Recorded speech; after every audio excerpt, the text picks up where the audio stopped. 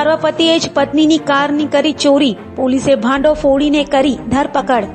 સુરતના ઉધના વિસ્તારમાં અજીબોગરીબ કિસ્સો સામે આવ્યો છે। ઉધના પોલીસ ચોપડે નોંધાયેલ કાર ચોરીના ગુનામાં મહિલા પતિ દ્વારા જ કાર ચોરી કરાવવામાં આવી હોવાનો ઘટસ્ફોટ થયો છે। ઉધના પોલીસ મથકેથી મળતી જાણકારી અનુસાર ઉધના પોલીસ મથક હદ વિસ્તારમાં રહેતા કંચનબેન રાજપૂત દ્વારા ઉધના પોલીસ મથકમાં કાર ચોરીની ફરિયાદ નોંધાવવામાં આવી હતી। કંચનબેને ઉધના પોલીસ ચોપડે આપેલી ફરિયાદમાં જણાવ્યા અનુસાર 30 જાન્યુઆરીના રોજ મોડી રાત્રિના સમય દરમિયાન તેમના ઘર બહાર પાર્ક કરેલી સ્વિફ્ટ ડિઝાયર કાર અજાણ્યો ચોર શખ્સ ચોરી કરી ભાગી ફરાર થઈ ગયો હતો। કંચનબેનની ફરિયાદના આધારે ઉધના પોલીસ દ્વારા ગુનો નોંધી તપાસ હાથ ધરવામાં આવી હતી।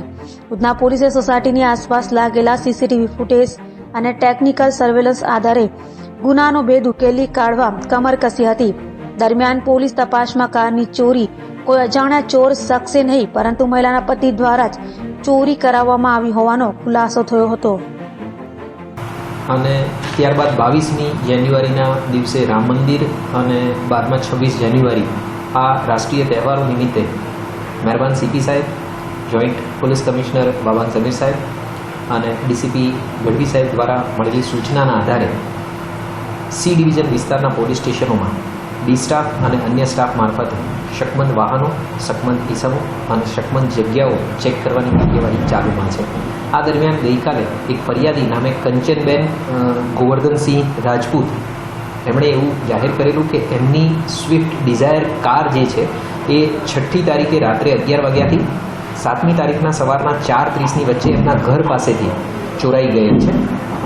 આ માહિતી મળતા તાત્કાલિક ડી સ્ટાફ ઉધના પોલીસ સ્ટેશનના અધિકારીઓ એક્ટિવ થયા અને સીસીટીવી તથા અન્ય સર્વેલન્સના સાધનોની મદદથી અને ખાનગી બાતમીદારો મારફતે આ ચોરી બાબતે માહિતી મેળવવાનું શરૂ કરે, જેમાં ધ્યાનમાં આવેલું કે જે ફરિયાદીના પતિ ગોવર્ધનસિંહ લક્ષ્મણસિંહ રાજપૂત છે એમના માથે દેવું થઈ ગયેલું છે અને એમણે એ દેવું સરભર કરવા માટે જે વાહન ઉપર ટોપઅપ લોન લીધેલી હતી એ લોનના હપ્તા ભરી ન શકતા હોવાના કારણે એમણે પોતાના મિત્રને જ ડુપ્લિકેટ ચાવી આપી અને આ વાહનની ચોરી કરાવેલી હતી।